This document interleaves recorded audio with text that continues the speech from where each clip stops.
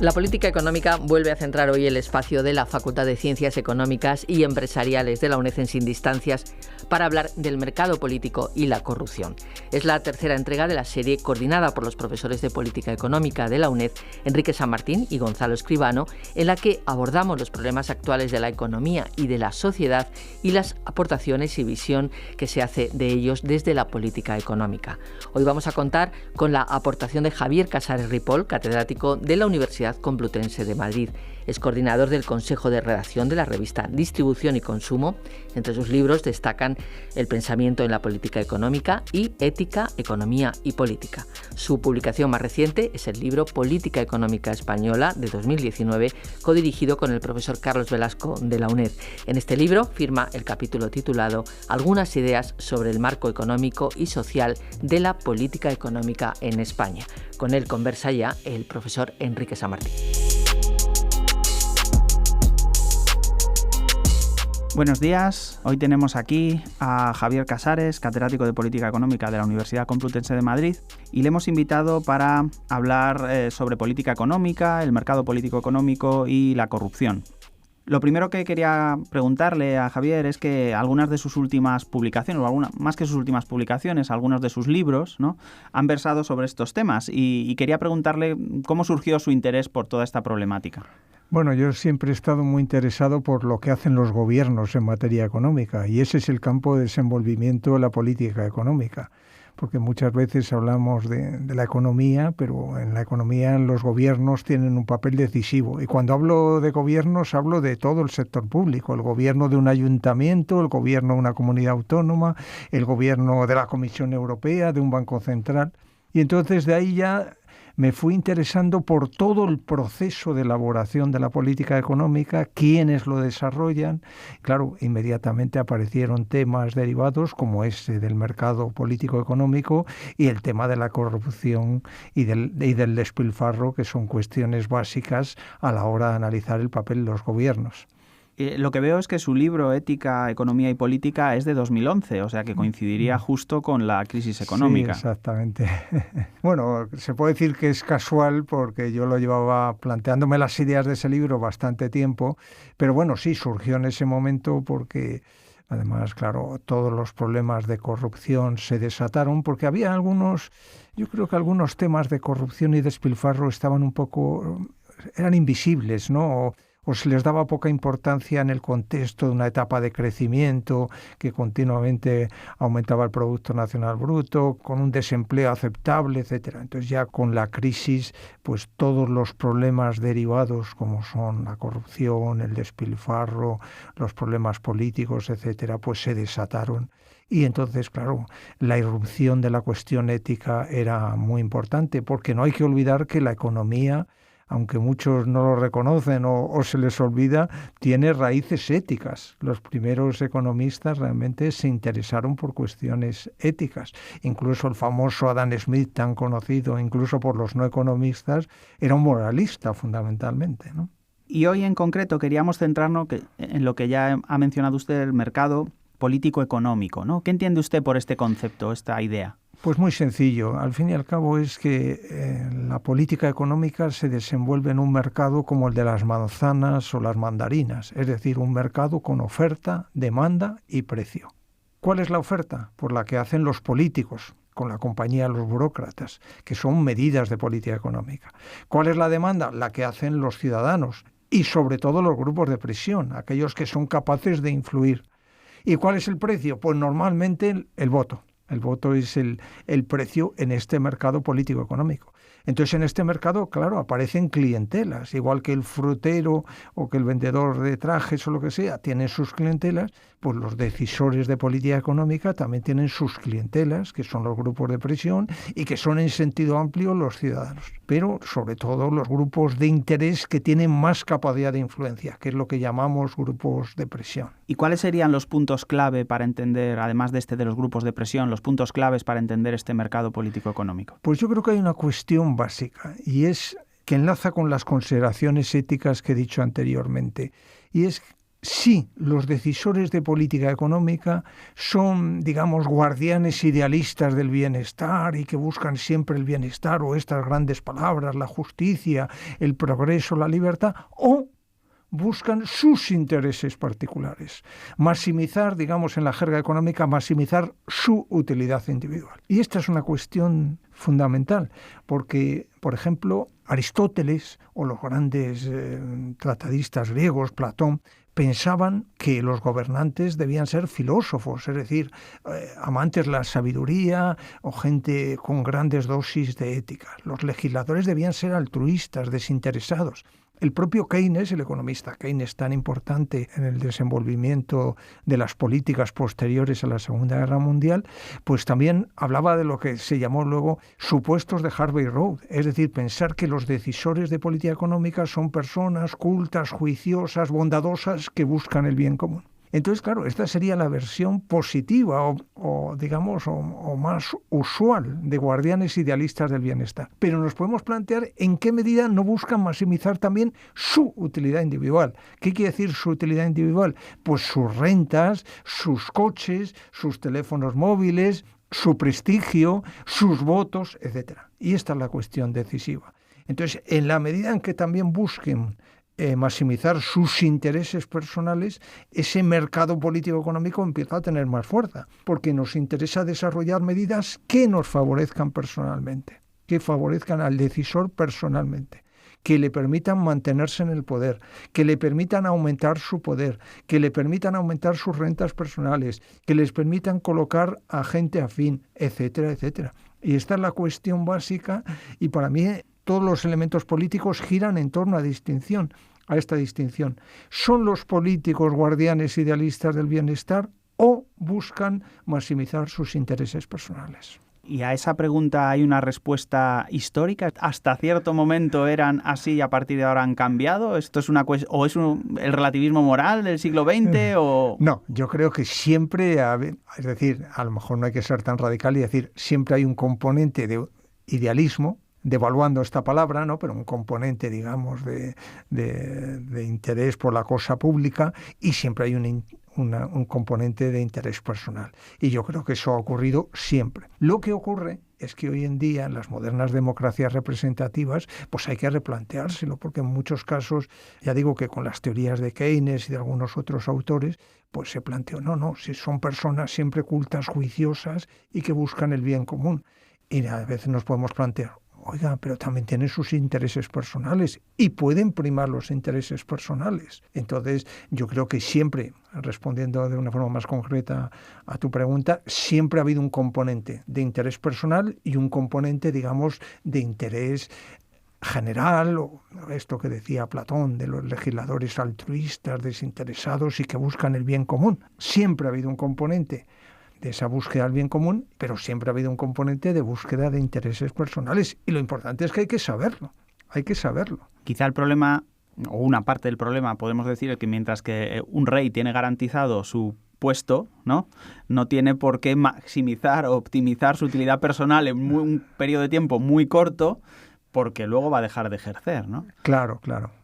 Esa es una cuestión muy interesante. Es decir, en la medida en que además digamos que seamos profesionales de la política o pensemos que vamos a estar unos años, etcétera, pues los incentivos para comportarse en beneficio propio pues son más altos. Claro, tienes más incentivos para intentar sacar lo máximo posible de tu estancia en la política. Y eso ha ocurrido y lo sabemos, ¿no? Y luego también hay un elemento inquietante y es el nivel cultural a veces, ¿no? Porque a este respecto me voy a permitir citar a Ortega y Gasset. Precisamente decía que los griegos o estos sabios o filósofos griegos decían que lo ideal es que nos gobernaran los filósofos.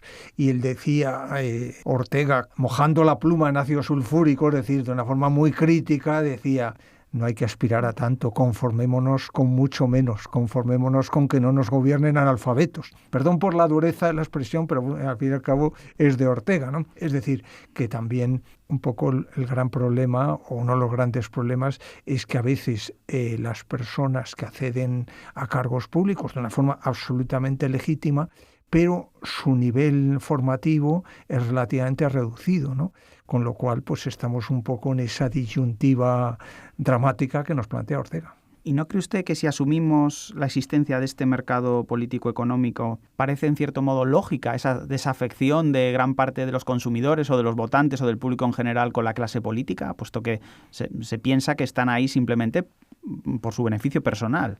Bueno, claro, una de las consecuencias de esa posible maximización de los intereses personales es que muchas personas lo captan y pierden o se genera esa desafección que señalas. Es decir, esto es inevitable. De todas maneras, hay alguna teoría reciente que a mí me resulta muy interesante que plantea que en general los ciudadanos se comportan con unas identidades muy claras en materia política. Esto se ha estudiado muy poco, pero es muy interesante, ¿no? Es decir, que buscan más la identidad que propiamente lo que más les beneficia como ciudadanos. O es decir, que al ver los programas de los partidos políticos o no los ven, primera alternativa, es decir, que ni siquiera los analizan, o en el caso de analizarlos lo hacen con unos sesgos y unos prejuicios muy claros. Es decir, que al final se vinculan con un determinado partido político como se pueden vincular con una asociación cultural o con un club de fútbol, ¿no? Y creo que esto no es exagerado. Hay algún libro muy interesante, por ejemplo, hay uno que ha salido hace poco que se llama Democracia para realistas, de H. Bartels, que plantean esta idea y que al final resulta que somos de un determinado partido político como podemos ser del Sevilla Club de Fútbol o del Atlético de Madrid, ¿no? Y esto es muy interesante analizar, esas identidades que van más allá de los intereses de las personas, ¿no? Yo voy con estas ideas. Y entonces incluso admitimos la corrupción de los que son de ese grupo, o la vemos de distinta manera, que eso se está produciendo hoy en día, ¿no? Es decir, que a veces la corrupción o el despilfarro, si es de los nuestros, no tiene tanta importancia como si es de los adversarios políticos, que es un fenómeno que yo creo que se está dando hoy en día y que es muy curioso, y que yo creo que se vincula con esas identidades que van más allá de, digamos, del análisis lógico riguroso. Porque incluso muchas personas que tienen grandes capacidades en otras vertientes la vida, luego para el tema político no están muy interesados, se le dedican poco. A lo mejor son magníficos dentistas o son magníficos carpinteros o lo que sea, o cualquier profesión o actividad, pero luego para el tema político no le dedican tiempo o tienen algún tipo de identidad de estas basada en prejuicios y entonces, las decisiones están muy sometidas pues a los deseos, digamos, de los que mandan, de los poderosos en términos políticos. Pero esta afiliación ideológica, ¿no?, por decirlo de alguna forma, no justificaría el nacimiento de nuevos partidos populistas, etcétera. Entonces es un poco difícil de cuadrar esta... Sí, por eso ha sido difícil la irrupción de nuevos partidos políticos y por eso, si me permites, en muchos casos estos partidos que surgen con mucho ímpetu diciendo que aportan cosas nuevas terminan por sumergirse un poco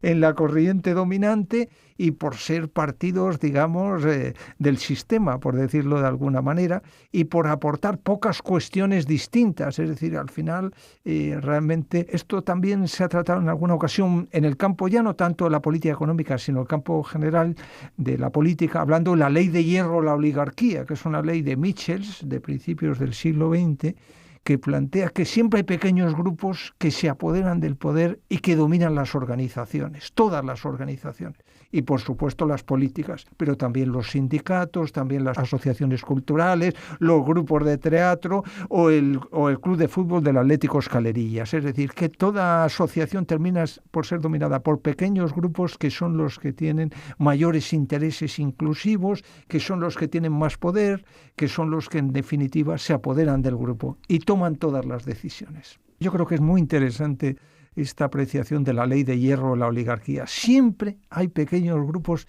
que terminan por mandar, en todas partes. Pues ahora me gustaría detenerme un poco más, ya has mencionado el tema de los grupos de presión, ¿no?, o los lobbies, ¿no? Sí. En Estados Unidos y en Bruselas hay una regulación, hay un registro de lobbies, pero aquí en España no. Entonces me gustaría que nos contases a ver tu opinión sobre qué sistema es mejor o cómo se podría mejorar este problema. Realmente el tema de los lobbies o de los grupos de presión es un tema apasionante, ¿no? Es un tema interesantísimo porque hay muchos Y efectivamente en Estados Unidos, digamos que tienen una institucionalización, ¿no? Es decir, que están medidos, se sabe quiénes son, cómo actúan, etcétera.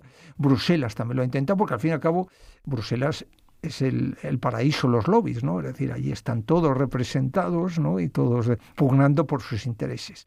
Claro, la cuestión está en que los grupos de presión influyen en mayor o menor medida dependiendo de su homogeneidad y de su fuerza. Y entonces lo que se ha analizado es que en general los grupos con pocos miembros, con intereses muy cohesivos, con ideas muy claras, son los que tienen mayor influencia. Mientras que los grupos con intereses muy dispersos, heterogéneos, con muchos miembros, tienden a tener menos influencia. Y voy a poner ejemplos. Los banqueros tienen muchísima influencia porque son pocos, ideas muy claras, gran cohesión. Los sindicatos, pues también, más o menos, aunque sean más miembros, pero también representan relativamente a un número de trabajadores relativamente bajo en relación con el total de trabajadores. Sin embargo, los desempleados, prácticamente no hay sindicatos de desempleados. ¿Por qué? Porque tienen muchos miembros, los intereses no están muy cohesionados, las ideas son dispersas, el desempleo es muy variado, etc.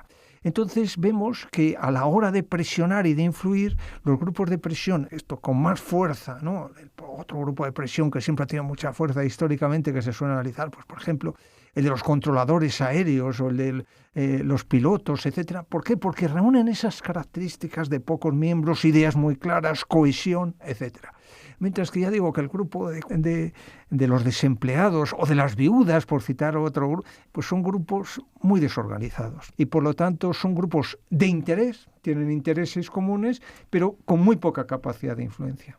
Y luego en relación con la pregunta que me has hecho, que no he terminado de contestar, de que si es mejor regularlos o no, bajo mi punto de vista es mejor regularlos.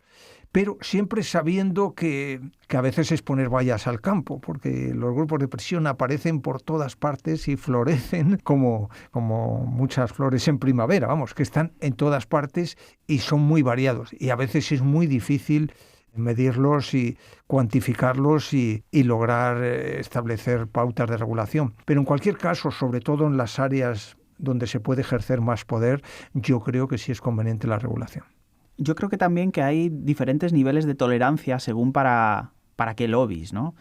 Por ejemplo, tras la crisis económica está muy claro que la banca tiene peor prensa que nunca y sin embargo se me ocurren otros lobbies, como por ejemplo el lobby agrario, pues que se le mira igual con más simpatía, ¿no?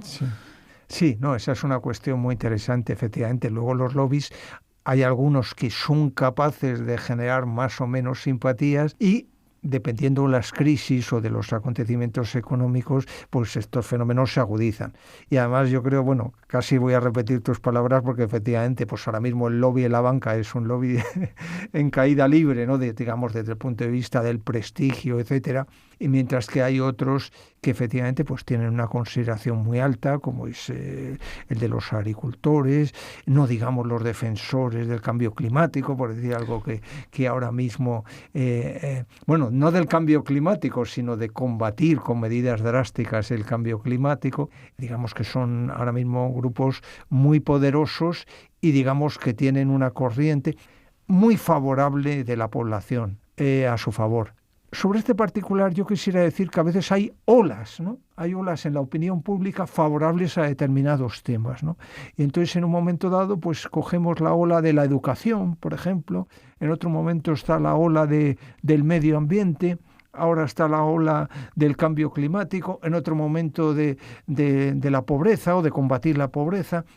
Y entonces se concentra mucho la atención de los medios en un determinado problema, el hambre en el mundo en determinados momentos, cuando hay ciertas hambrunas, en Somalia o en algún país, pues hay una concentración mediática en esa cuestión. Luego sigue habiendo hambre en los años sucesivos, pero ya nadie se preocupa o no tiene tanta atención mediática, ¿no? Entonces, efectivamente, yo creo que hay cambios a lo largo del tiempo en el peso relativo de los distintos grupos de presión y en la atención que requieren de los medios de comunicación. Otro concepto clave en este mercado político-económico es la captura del regulador. ¿Podría explicarnos un poco este concepto? Y en España esto es una cosa que suceda con relativa frecuencia. Sí. Bueno, en primer lugar, la captura del regulador supone que los regulados, es decir, los grupos de presión, volvemos a los grupos de presión, consiguen medidas que les favorezcan. Entonces, por eso consiguen cazar, digamos, al que regula.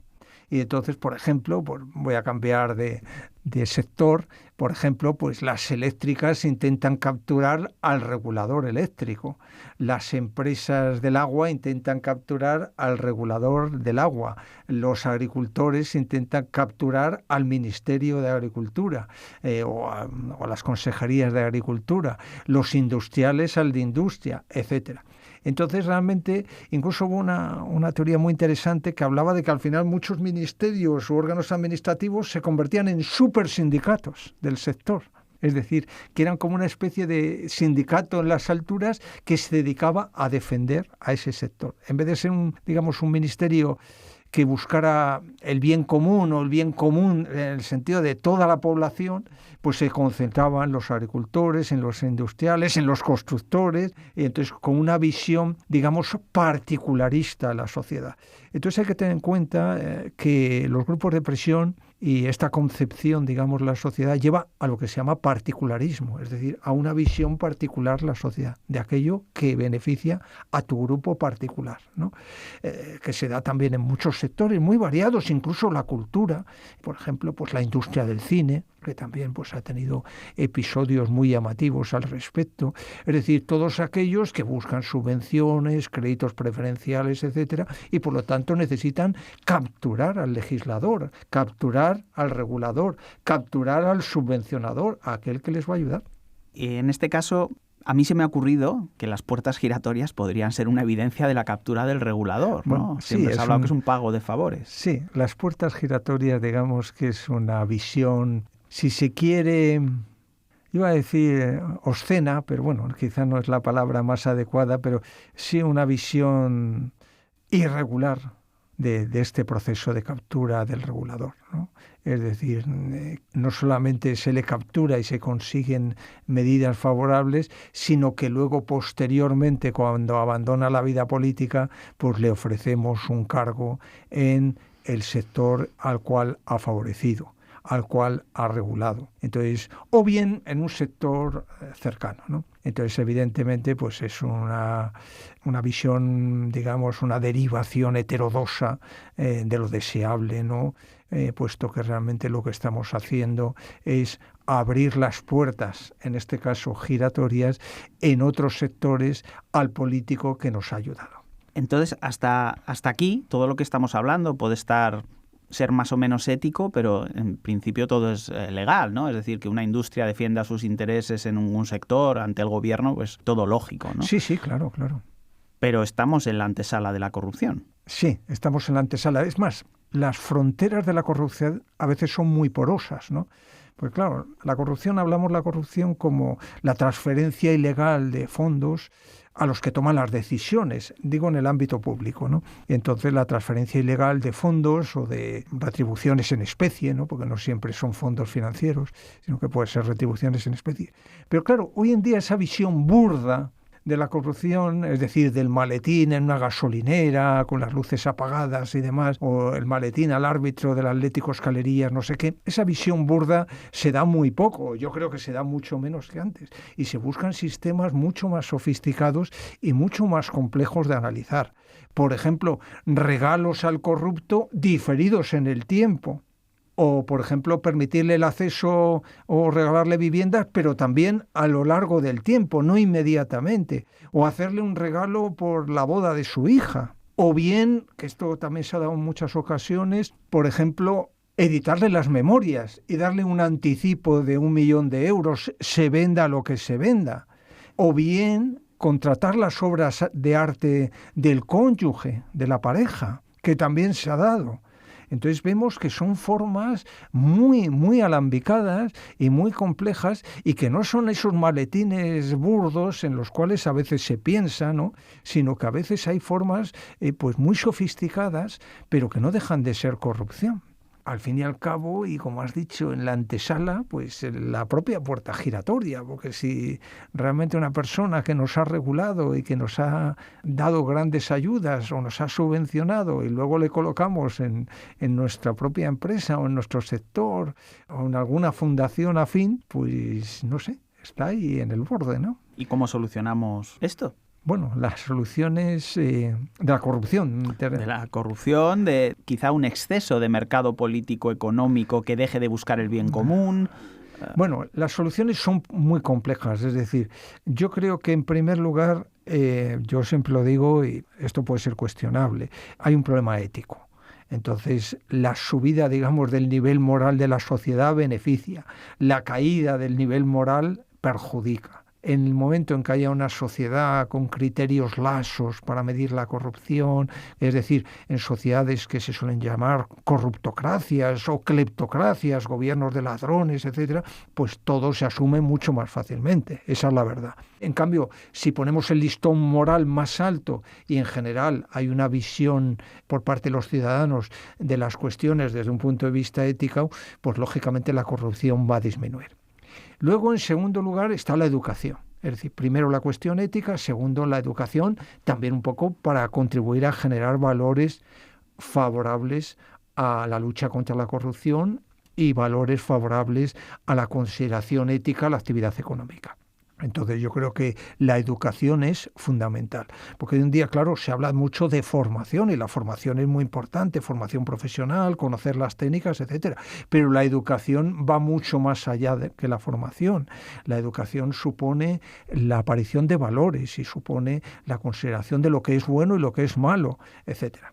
Y una tercera vía ya es el control institucional. Es decir, si hay instituciones que funcionan bien, instituciones que no favorecen la corrupción, que hay controles, que hay auditorías, que hay buena intervención del Estado, por ejemplo, pues lógicamente ya se frena la corrupción desde un punto de vista de la propia operatividad. E incluso podríamos apuntar una cuarta vía, claro, la vía punitiva, ¿no? Y es que el castigo a la corrupción sea elevado. Pues claro, esto incluso hoy en día hay teorías sobre la economía del crimen. Claro, si hay una cierta impunidad en cualquier crimen, esto ya no solo para la corrupción, si hay una cierta impunidad o si pensamos que por matar a alguien vamos a estar 5 años en la cárcel o por cualquier otro crimen en sentido amplio, vamos a estar muy poco tiempo en la cárcel, pues los incentivos selectivos para cometer el crimen son más elevados. Eso es así de claro. Entonces, incluso podemos hacer un análisis coste-beneficio del crimen, ¿no? Que es una cuestión muy interesante y que hay que tenerla en cuenta. Entonces, también el control punitivo es un elemento muy importante. ¿Y hay una evolución o piensa usted que hay una evolución en estos valores morales? Lo digo pensando en, por ejemplo, en esos policías de cartón que pueden poner en Finlandia para recordarte que no puedes saltarte las leyes, pero las leyes de tráfico en este caso, pero que aquí en España estoy convencido de que no funcionarían, ¿no? ¿Vamos a llegar a ese...? Bueno, claro, pero eso ya entra más en el control institucional, es decir, la cuestión moral yo creo que es previa. Es previa tanto al control institucional como al control punitivo. Es decir, cuando tú, esto que decían los filósofos clásicos, en el hondón de tu alma piensas que eso no es bueno, es decir, que tú no lo harías aunque estuvieras completamente solo, que tú no cogerías ese billete de 1.000 euros aunque estuvieras completamente solo, y aunque no tuvieras la menor probabilidad de ser capturado por ello, entonces las cosas van bien. Y si tú tienes una educación favorable a que tengas esos valores que te impiden cometer crímenes en sentido amplio, incluyendo la corrupción, pues es más fácil que no se produzca el crimen. Y luego ya lo tercero es la vía del control, pero eso ya, el control, ya sea por la vía institucional como por la vía punitiva del castigo, parte de la base de que las personas están dispuestas a cometer actos malvados, ¿no? Claro, hay que reconocer que el mal existe. Es decir, el mal siempre va a existir, ¿no? Y siempre va a haber personas malvadas y la condición humana siempre va a llevar a que haya crímenes. Lo importante es reducir su importancia y que haya el mayor número posible de personas éticas, que haya una educación hacia la ética y luego que haya controles. Y ya para terminar, ya que ambos somos profesores de política económica, me da la sensación de que la política económica que se está enseñando en las universidades, no sé si está teniendo en cuenta este mercado político-económico teniendo en cuenta su importancia, ¿no? Pues yo creo que menos de lo deseable, francamente. Me alegro que me lo preguntes porque, claro, en muchas ocasiones el gran problema de la asignatura o de las materias de política económica ha sido que ha quedado un poco la asignatura estrangulada por la teoría económica y por la hacienda pública. Porque al final, si terminas dando solamente un poquito más de teoría económica, macroeconómica o microeconómica, y un poquito de gastos públicos e ingresos que ya se dan también en Hacienda, pues al final la materia queda estrangulada. Por eso yo creo que es muy importante darle importancia, y valga la redundancia, a todas estas cuestiones que son puramente de política económica. Es decir, cómo funciona el mercado político-económico, qué intereses hay detrás, los aspectos positivos y normativos y el papel de los juicios de valor en la política económica, los fines de la política económica, los medios, los principios, cómo se pueden alcanzar esos fines. Es decir, estas cuestiones que digamos que son a veces metaeconómicas, que van más allá de lo económico, pero que al final son decisivas para entender los problemas. Porque yo, sinceramente, puesto que me dices que ya es lo último, yo a un alumno que se sepa muy bien la política monetaria del Banco Central Europeo, pero sea incapaz de entender cómo se desarrollan los procesos y la elaboración de la política económica y cualquier medida de política económica, qué es lo que hay detrás, pues me parece que tiene una visión manca de la realidad. Muy bien. Muchas gracias, Javier, por venir a hablar con nosotros de estos temas. Muchísimas gracias a vosotros, ha sido un verdadero placer.